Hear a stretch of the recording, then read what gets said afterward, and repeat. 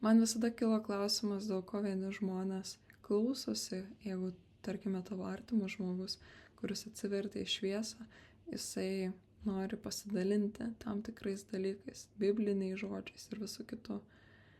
Ir kodėl kai kurie iš artimųjų tiesiog labai negražiai pradeda kalbėti, pradeda neigti, abejoti, pradeda sakyti, kad su tavim kažkas negerai.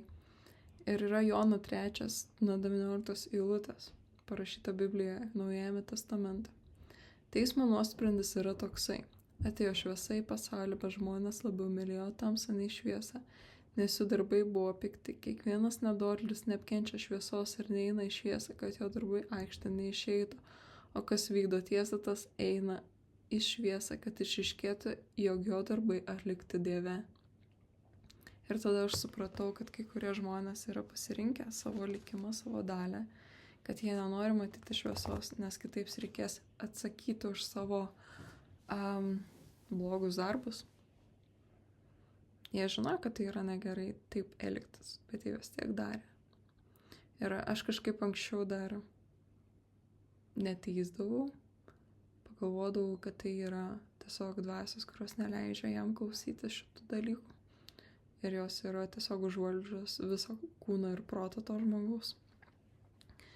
Bet dabar galvoju, kad tai ne tik yra kažkokios dvasios. Tai yra žmogaus nesugebėjimas ugdytis.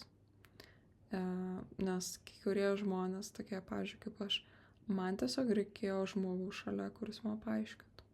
Ir aš labai atvirai priimu šitą dalyką. Bet kiti žmonės, jie tiesiog